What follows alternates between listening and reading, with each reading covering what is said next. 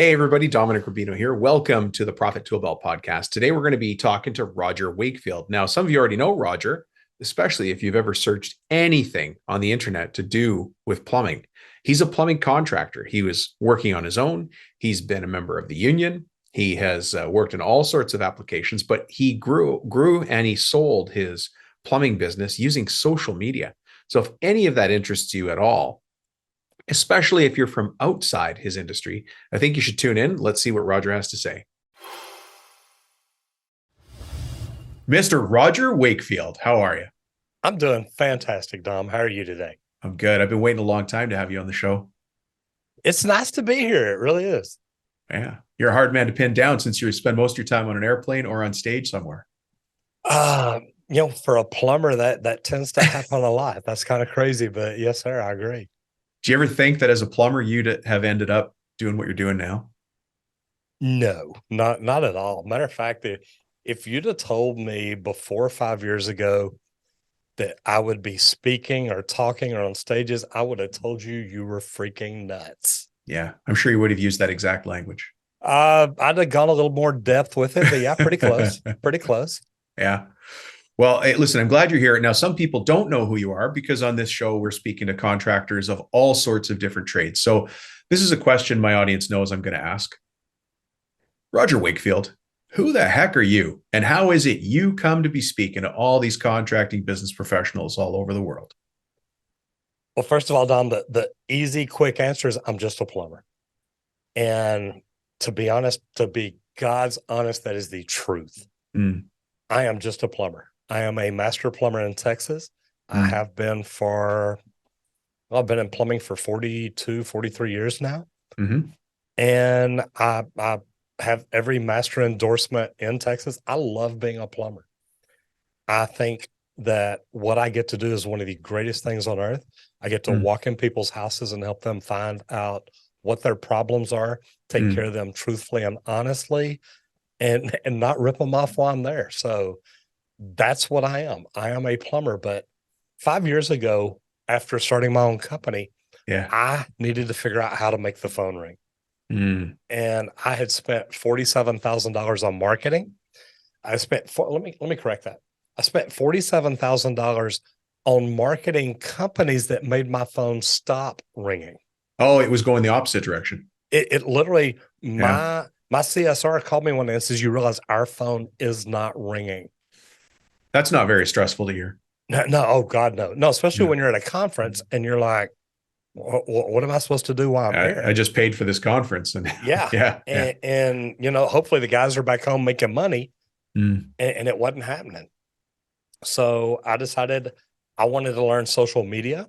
Mm-hmm. I went to a conference exactly like 5 years and a month ago. Mm. And that's where I learned about social media. And not just social media. At the time, I'm 54, so I'm not young. Mm. And I walk in and Just so you know, I'm 54 right now, but I don't take that as a personal observation. I'm 59 now. So just to tell you, back then I wasn't, Yeah. you know. Yeah. People say you can't teach an old dog new tricks, but you went and learned a whole new, this is a complete, social media is a different trade than plumbing's a trade because they are It, trades. it is. Well, at the Yeah. time I'm 54, I'm walking into social media conference. So think about this at 54, 5 years ago from now, Yeah. Yeah. social media is just Facebook. That's what I'm walking in to learn. Yeah. And I was walking down the corridor, and one of the speakers had on his placard out in front of his room, "Get in front of your customers using video." Mm. And I walked in thinking, or let me correct that, never thinking it would be me in front of the camera doing video. Mm. I literally thought, hey, we could make videos about plumbing. That would be great. And I walk in and I'm sitting on the front row because I'm one of these people, I don't want to be distracted. I'm focused. And I'm looking up at this guy. And one of the first things is YouTube is the second largest search engine in the world. Right. And I shut my notebook and I thought, this guy is stupid. He knows nothing about YouTube because that's just where I store my videos. And I put my arm on the chair beside me and I turn around to get up and walk out. And I noticed the room is packed.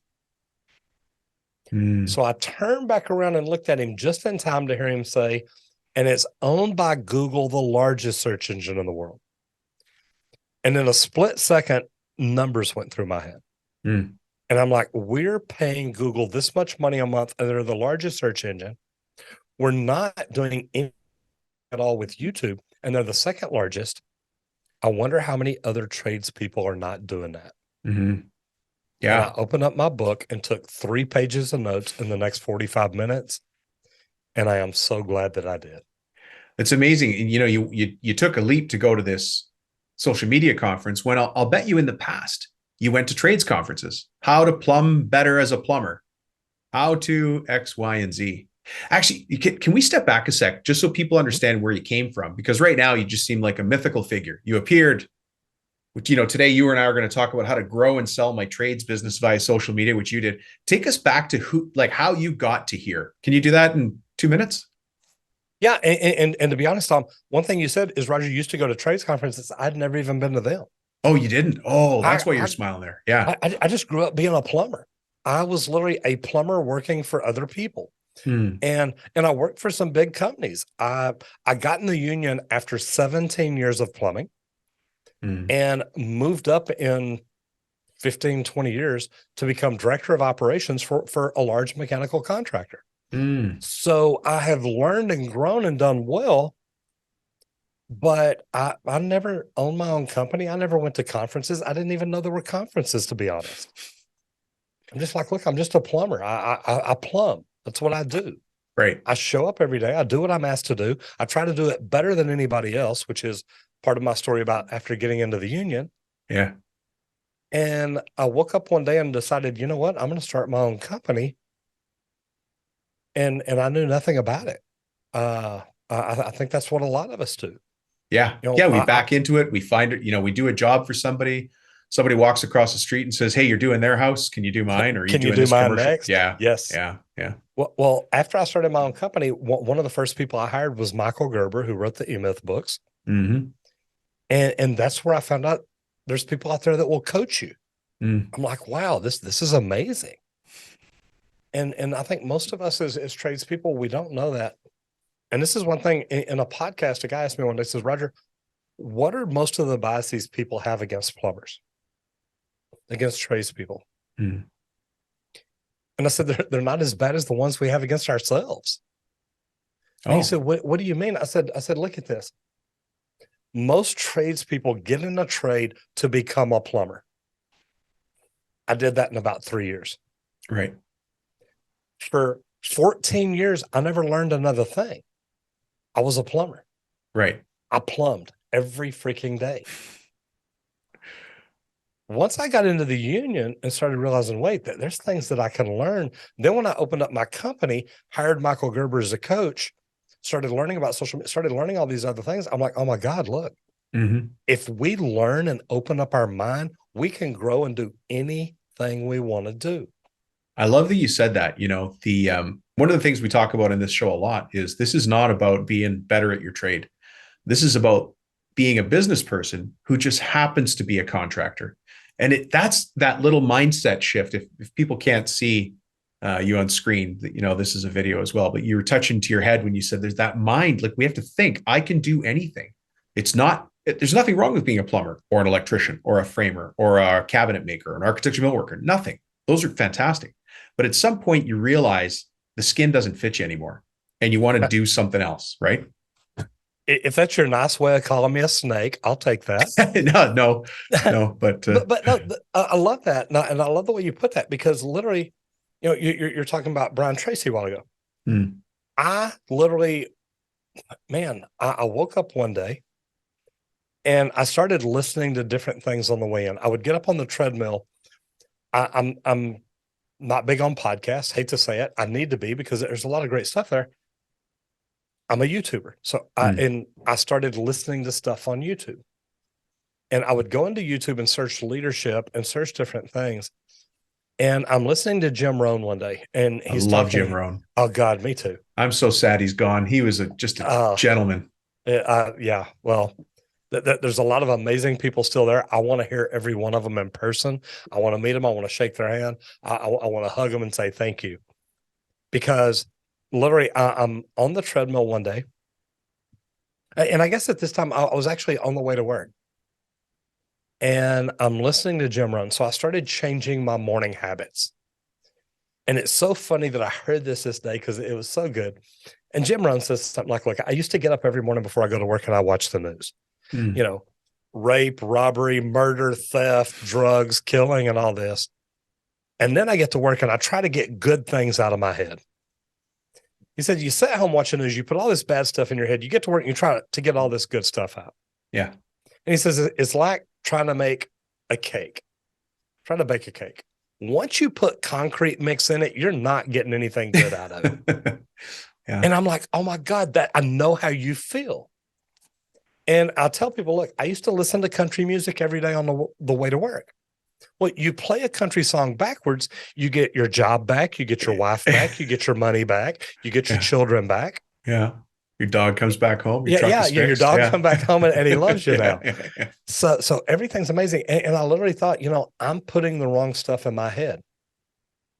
Oh, I love this mindset. It's so much mindset, isn't it? That's exactly what it is. It is literally, I started putting good stuff in and good stuff started to happen. And I remember I went up to Whitefish, Montana to speak at an event one day, and I was there by myself. And I didn't have anything to do. So I go back to my room and I searched through the phone and something came up about Think and Grow Rich. I'd heard of it, never listened to it, never paid attention to it. Remember, I'm a plumber. I'm everything I need to be. I'm a professional. I'm good. And I sat there and I watched the Think and Grow Rich, the movie, the new version. Oh, the new one. Okay. Yeah. And I was just like, oh my gosh. Yeah. It all starts in our head. It does. Every single bit of it. And look, I know you gave me 30 seconds. I probably took 30 minutes. Once we change our mind, and it goes back to Think and Grow Rich, whatever our mind can conceive and believe, it can achieve. That's right. Jackpot. Once you figure that out, you can do anything you want to do in this world. Anybody. Yeah. Anybody can. We probably see this for those of us who are blessed to have kids. Kids just are who they are. But you see that your two kids have different attitudes. One kid's always got a positive attitude, is looking for opportunity and the positive things. Another one's more slightly negative. And there's just nothing you can do about that. But you just want to tell them, look, see the world a little bit more in the positive, and you can do that, right? But one of the jokes that I like to make here is that we, gentlemen, you have a 4-inch problem. People don't necessarily like that because it's a family show. But what I mean is the space between your ears. You bet. No, I knew right where you were going. I love that. It's the space between our ears. And so a lot of what we talk about here is mindset. And sometimes I'm pretty honest with everybody listening here. I talk about it like it's Lucky Charms and unicorn poop. Like, oh, okay, we're all going to get along and it's all about our vision. You know what? It is about my vision. It is about the language I use. It is about the attitude that I have. It's about not accepting people with a bad attitude in the company. You're a plumber and you've worked in the unions. I don't even want to say the word. No offense. I know. You got to go home and take a shower right after you say it. I just stuttered over the word. But how many times have you seen bad attitude wreck a perfect job, install, situation, team, company? First of all, before I talk about the bad attitudes and union, you talk about a 4-inch problem. Most men are going to tell you that's a 12-inch problem. Yeah, of course. It's bigger. It's too big for me to overcome. So, it is what it is. Our perception is way off. I tell people all the time, I started out plumbing, and luckily for me, not long after I got in it, I was taught by two of the best plumbers I've ever known. They were not union. And when I got into the union, of course, I'm a rat. That they've got a name for it. I'm a rat. I'm no good. So I made it my goal, again, mindset. Every day I show up on the job, I'm going to outperform every other plumber there. I'm going to work harder. I'm going to work smarter. I'm going to do better work, and I'm going to do more of it. Call me whatever you want. Right. And it didn't take long. I moved up to foreman, to superintendent. I started learning and growing and started doing things better. And you walk into a negative situation like that. think about it. I'm getting in the union. I'm making more money than I've ever made. I've got Yeah. great insurance benefit. I've got a retirement plan. Yeah. There's a lot of upsides. Yeah. Stuff I've never had. And I'm saying I walked into a negative situation. Right. Man, you can make it whatever you want to make it. Yeah. Well, and you've done that. So if I understand that you made, after you left there and started your own business, you actually sold your company as well. I did. And again, that's what most tradespeople that go on and start their own business, they don't start with an exit plan. They start with a plan. Just going to ask you that. Did you ever think you would sell this thing? No, or did you just think, oh, I'll do it for a while till the van breaks down? I'm going to do it till I can't do it anymore. Or I'm going to hire enough people to run it where I can just do what I want to do from easy, home. Right? Super easy. Just do that. Oh yeah. Just get the right guy in here. I'm good. Bad thing is every guy that has that mindset wants to open his own company. Yeah.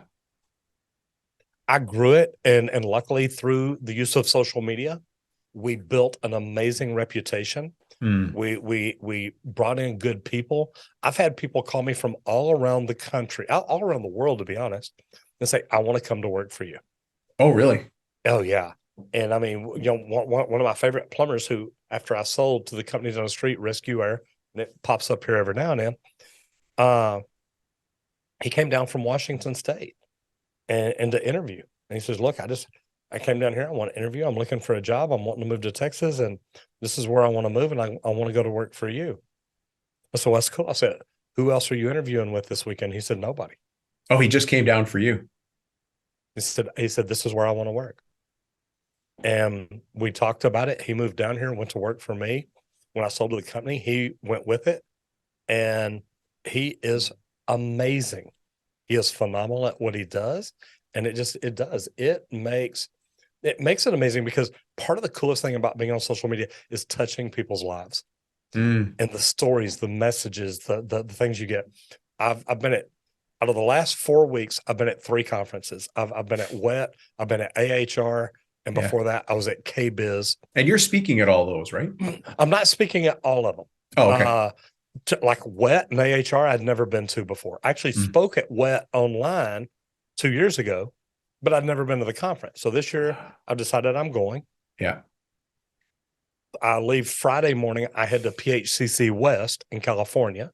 So I'm getting out at conferences and meeting plumbers, meeting vendors, meeting providers for different equipment, tools, and technology. It's just, it has been phenomenal. But man, it is so good to get out and have people walk up to you and say, hey, you're the reason I got into plumbing. And that's a big part of what you do, isn't it? Is that you're part of this. How do I say this? A lot of people will talk to me and say, we need to get more people into the trades, but that's actually what you do, is get people into the trades. I like you say that. Yeah. A lot of people say we need to. Right. And then you go say, this is how to. This is what I'm going to do. Yeah. And I love it, because I'm trying to help more people get into the trades. Right now, we've got over 1 million unfilled trades jobs across the United States. Oh, yeah. 1 million. We've got over $1 billion in unpaid student debt. Now, my thing is, if going to college was worth it, people would pay back the loans. Just the way I look at it. Yeah. But most blue collar workers pay their tuition back if they go to trade school or whatever they do. You can go to the union. That's pretty much paid for. But think about that. 1 million unfilled trades job across the United States. And what I tell everybody is, I truthfully think 5 years from now, your top tradespeople are making $100 an hour. Man, sounds like a great job for me. Yeah, I'll tell you, you're never going to be without work. I mean, it comes down to the attitude. Everybody on this show is the owners of companies, and we're happy to hire people who are willing to put in the work, have the right attitude, want to learn, want to grow, do a great job for their customer, as you clearly came into the trade wanting to do. Absolutely. But yeah, we also need more people out there, because the schools right now are saying, if you want to be any measure of success, you need to be a software programmer or a doctor or a pharmacist. And that's just not true. And it's not for everybody. Not every kid wants to do that. Whatever you do, if you don't go to college, you're not going to amount to anything. I hear it a lot. I heard it growing up. I knew when I graduated college, I would never amount to anything. Or I'm sorry, when I graduated high school, because I did not graduate from college, Mm-hmm. but I knew when I graduated high school, I would never amount to anything because I didn't go to college. I had been told that by teachers, by counselors, by parents, by everybody. Mm. Cool thing is, I think I've got 5 or 6 college graduates that work for me. They're amazing. I love them. I Yeah. love what they bring to the table. It just wasn't for me. Yeah. How did you go from that conference where you learned about social media to being so proficient at it that somebody came to buy the company? So let's imagine the people listening clicked on this episode because they saw the word grow and sell my trades business via social media. Well, I'd like to do that. So where do you start in that path of? Oh man. First of all, grow a good company. Grow a company that somebody's going to want to buy. Oh, I love that you And said that. It's got to be viable before it can be does. sold. It does. Yeah. And there's things you've got to know. You've got to understand they're not just buying your company and your employees, they're buying your customer base, your contact list, your reputation. If I'd have had a 1, 2, 3-star reputation, nobody wants to buy me. Yeah. If I was the cheapest plumber in town, nobody wants to buy me. But we had built a good company. We had a good customer list. We had, I think at the time, a 4.8 out of 5-star rating. I should have you in here just to talk about how to get a 4.8 out of 5-star rating. Man, you every house you walk in, you understand, look, I have to give them 5-star service. Mm-hmm. And I'm going to let them know up front I'm going to do it. Mr. Dom, as I walk into your house today, here's what I'm going to do. Here's how I'm going to do it. And I'm going to give you 5-star service.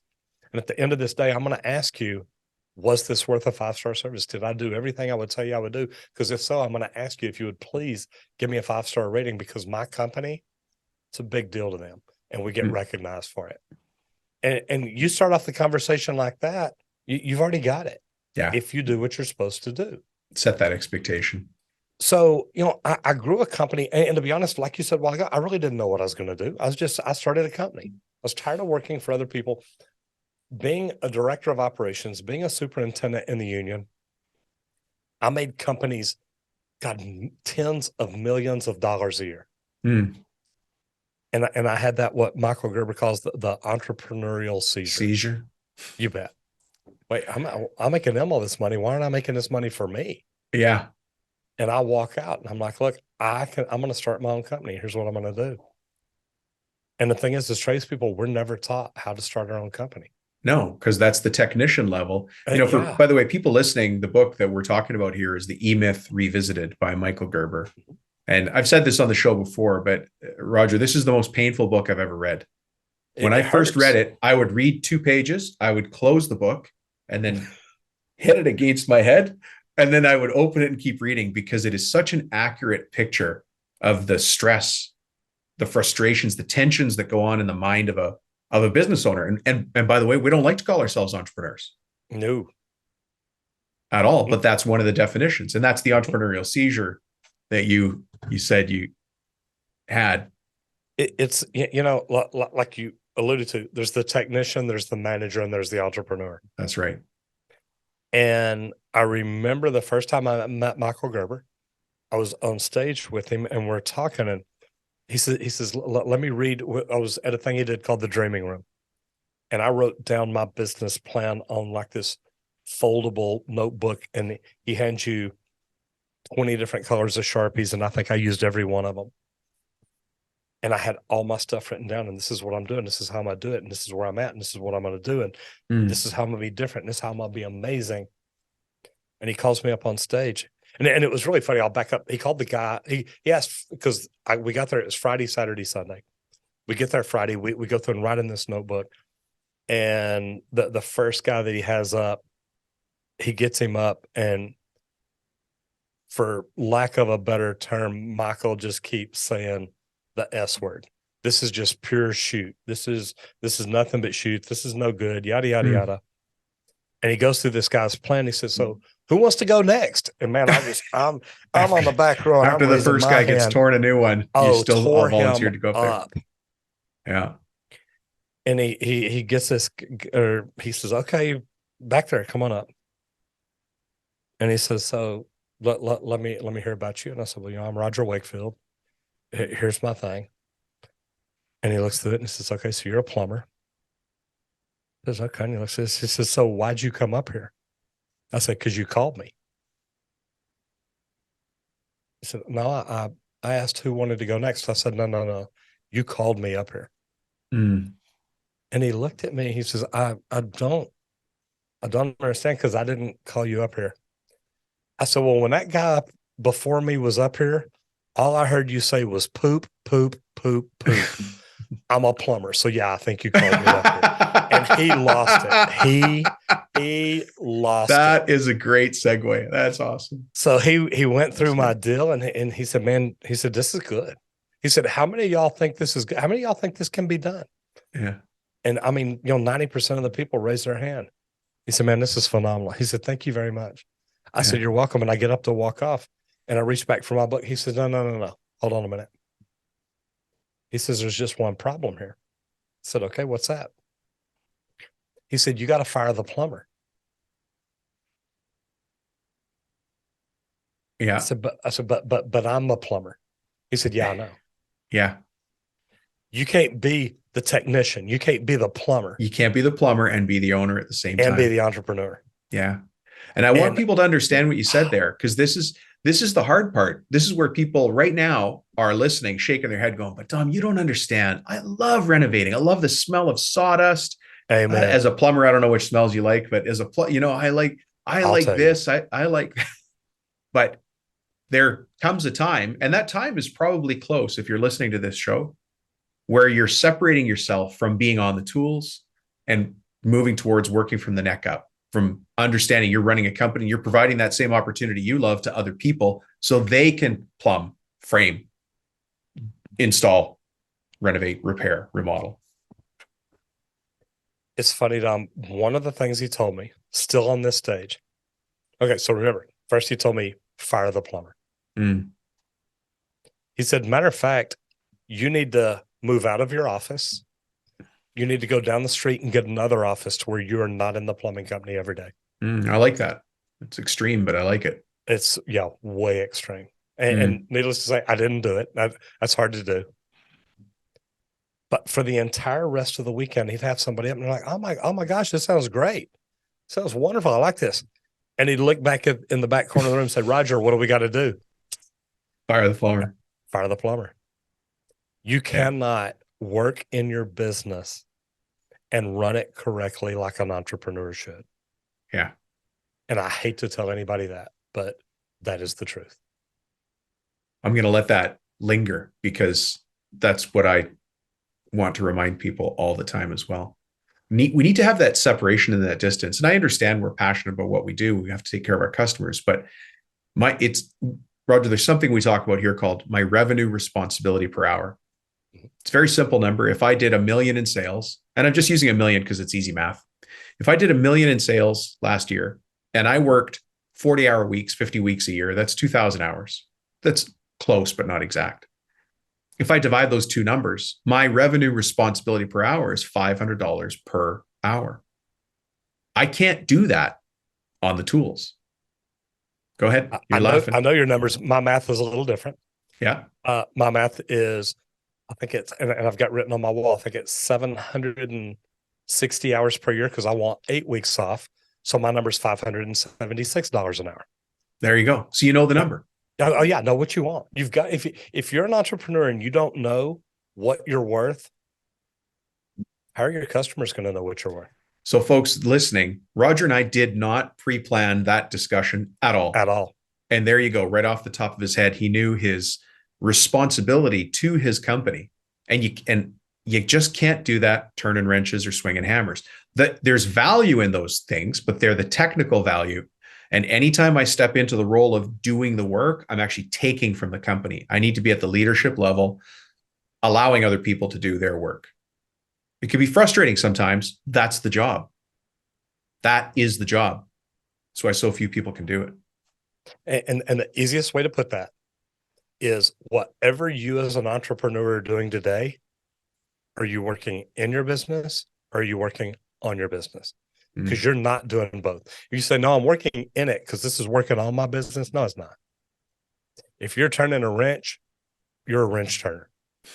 You're an hourly paid employee, an hourly earning employee, whatever way you want to look at it. Yeah. Become the entrepreneur. Work on your business, not in it. Yeah. And let me add, listening to a show like mine is exactly part of that path. Mm-hmm. Right. Let's go over to you for a second, because we got away from it. You show, yeah, I'm going to take a stab and you correct me. Okay. My understanding is that you go out there and you do something about this trades problem and you say, hey, kid graduating from high school, this is an option you could take to be a tradesperson, and you could make great money, be proud, support a family. Am I right? One way to look at it. Yes, sir. Mostly. Okay. Okay. So give it to us the proper way, please. No, I mean, you're really there. But when I go grocery shopping, if I go grocery shopping, if I'm not in bed early, I go at night. And I'll walk down the aisle and you see some kid stocking groceries. And I say kid, male, female, any age, doesn't matter to me. So I'll go down that aisle and man, I will slow down. I'll pick stuff up and I'm watching them. Are they busy? Are they staying busy? Are they goofing off? What are they doing? And if I watch them and look, this is a hard worker. They're emptying that box, or getting it where it goes, or cutting the next one open, or moving. There's no goofing off. I always walk up to them and say, hey, I got a question. Are you going to do this forever? And they just laugh. They're like, oh God, I hope not. It's like, okay, so what if I told you I could help you get into a career where in the next 5 years you could make $100,000 a year? Would you be interested in that? And they're like, yeah. So I either give them my card, give them my phone number, tell them how to get in touch with me, whatever it is, and say, look, I don't want to tie you up. You're busy. Don't want to get you in trouble. But if you're interested in a career where you can make this kind of money and you could even go on and own your own business one day, just look, give me a call. It's not a scam. It's not an MLM. It is a real career, a profession where you can learn and grow. And I walk off. Half the people call me. Really? Well, I mean, that is a significant number. Am I wrong? I mean, I know plumbers in this area make $200,000-300,000 grand a year. Yeah. And they don't even own their own company. These are employees at a business. Yeah, doing a great job. Proud of what they do. I've probably made over $100,000 a year since 2000. Right about then is when I hit my first six-figure year. And looking back, I doubt that I've done less than that since then. Yeah, that's a dream for, that's something it's so attainable, but people don't see the path, especially because, well, you're not a software programmer. You didn't become a pharmacist. You're not a lawyer. I've said this on the show before too. You pull up to an intersection, near you are in your F-150 or in your tradesman or your Chevy Silverado. The Chevy Silverado. Yeah. Okay. Ford is a 4-letter word. If we're going to do that, then I'm going to say Toyota 4Runner. But you pull up next to a guy in a Porsche or a gal in a Porsche, and you think they've got it made. Well, both the vehicles cost the same amount. Yeah. And theirs is loaded to the hilt with debt, and you paid for yours. Or you're on your way to a call where you're about to pay it off. Who's actually ahead in this world? And look, the only time I talk about numbers is to try to make a point. Mine is not paid off. I financed it. But I could write the check today and say, there, done, bye. Yeah. I just don't want to. No, but we all get head faked by thinking the person in the Porsche has it all made. They're living debt free. No, they have one job. They serve one customer, which is their job. And if that customer, their job, decides to let them go, they're done. And that Porsche is going right back to the used car lot. Then the plumber, HVAC tech can go down and afford it at that point. You can buy it on the weekends. Actually, there's quite a few people that listen to this show that I know like to race, they race the old 911s or the race BMWs, things like that. One of our guys has a couple of land speed records at the Bonneville Salt Flats. One on motorcycle, one, I believe, in an open wheeled. I can't remember the category. But anyways, we've got lots of automotive guys listening to the show. That's cool. Hobby. Hey, Roger, this has been fantastic. Actually, I don't want to end yet. How did you get to that point where you sold the company via social media? How did that start? Because you started doing videos, I understand. Tell us more about that YouTube thing. And then About 5 years ago, we started using YouTube to grow our business. And when I say that, when I started doing YouTube, it was literally teaching customers how to fix their own plumbing. Mm. And people would say, wait, how does that help you grow your business?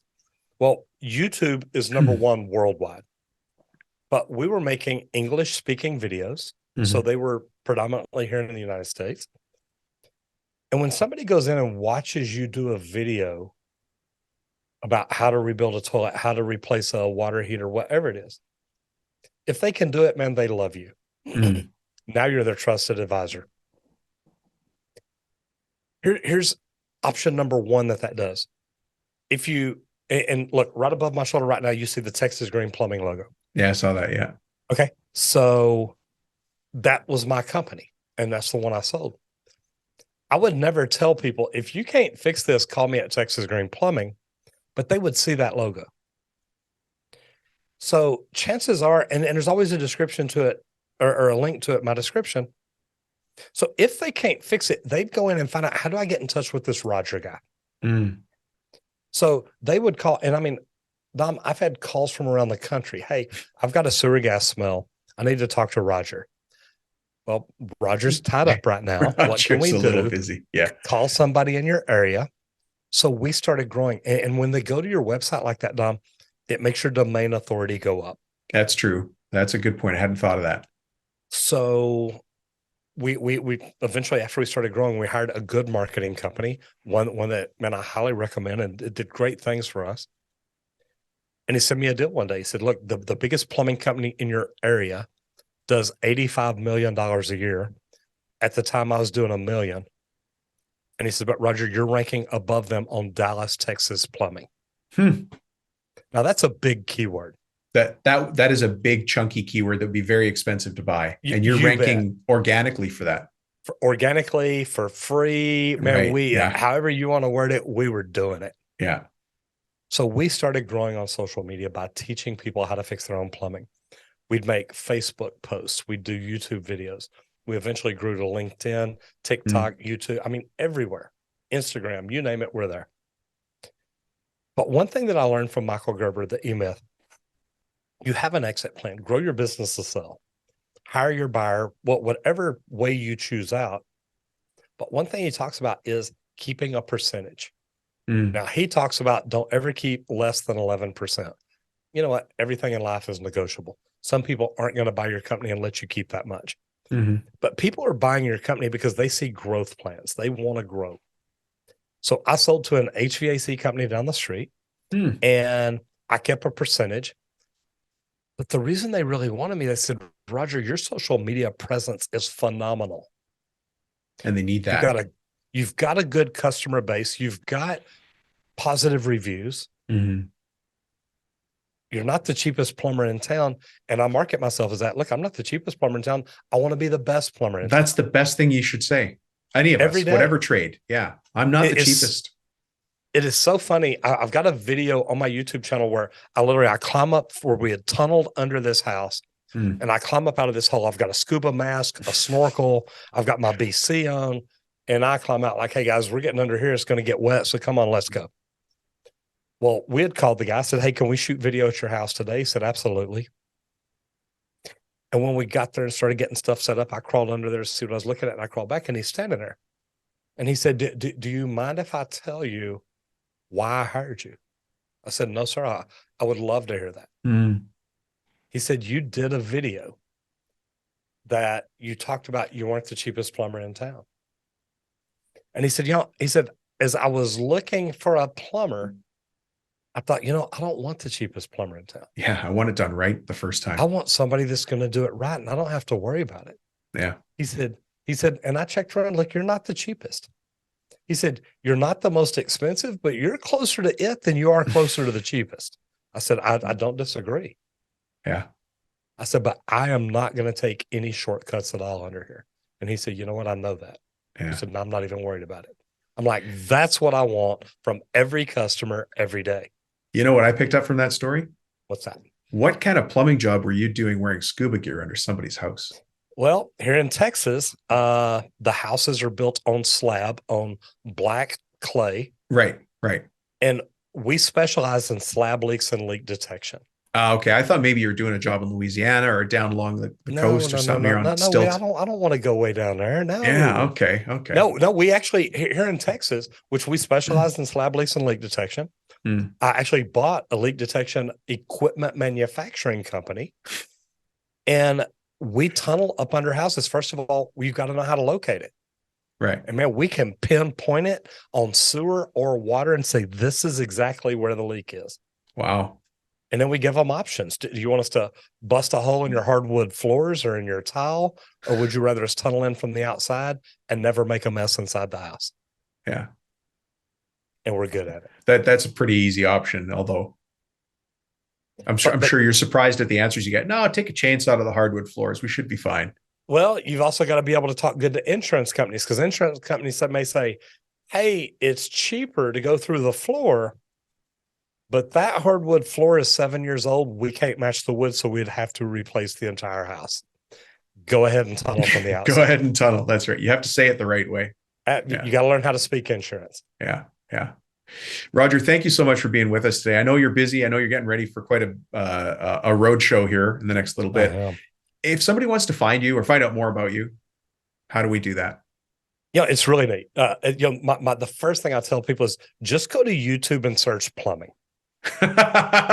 That's cojones. Okay, but Dom, when you get off here, just do it. I love it. That's awesome. Go to YouTube and search plumbing. Scroll down till you see the mustache, but then you have to hit subscribe. Okay. If you don't want to go through all that hard work, you're brilliant. You're so good at this. You can just go to rogerwakefield.com. You can learn all about me. Yeah. The mustache does stand out. It's even your logo. It is. And I've got on the Trades Academy or the Trade Talk shirt today. We're working on a magazine, a podcast, training, all kinds of cool stuff. But yeah, it is. It's it's part of the Roger Wakefield logo. Yeah. And we've normally got it on the front of our shirts and the back of our shirts. And I tell you what, it's funny. The conferences I've been at here lately, so many people come up and they're like, "Oh my God, you're that plumber guy." Yes, I am. Yes, I am. Yeah. Pretty neat. Well, thank you so much for being with us. I really do appreciate it. It's great to have you here to share your wisdom, your insight, and the fact that you're doing something about the trades shortage. I think people should go check you out for that, because they can either learn from you or tie into it somehow. Well, we all need to. We all need to recruit everybody we can. Yeah. Thanks, Roger. Sir. Have a great day. Dom, thank you so much. Thank you for having me here. I do appreciate it. I hope I brought value to you today. You did. Thanks. Thank you. Well. Thank you, Roger Wakefield. What great energy and a wide-ranging conversation, but I love it. You know, that's exactly how entrepreneurs talk. We start on one topic, we move to the next. Hopefully you guys got a lot of value from that. There's a lot to pick up from what he was saying there. And the most important thing, I think, from our whole conversation is that piece about mindset. If there's anything you pick up from my show, from listening to me, and I hope you do pick this up, is that the mindset that we come into this with is everything. You can solve problems with money, but it's only going to take you so far. But you can solve anything with the right mindset, by being clever, by thinking differently, by taking the right actions, by just applying yourself. And then honestly, having the discipline to stick with it. Because as you heard Roger say, when he went into the union, people called him a rat, and it was tough for him there. We had side conversations that went a lot deeper than what we recorded here today. But how many times have you tried to lead your company and you can hear people talking behind your back? You can feel it. You know, they're saying things, you know, because they've got nothing else to do. They're trying to drag you down. Well, that's going to happen. But as owners, we have to set the course and the pace and the tone of our business and get the people on our team who are right for our team. And if you're not right for our team, then you're probably right for a different team. And maybe you should go find that team right now. I think you're picking up what I'm putting down. Roger, thank you very much for being a part of this show today. I appreciate it.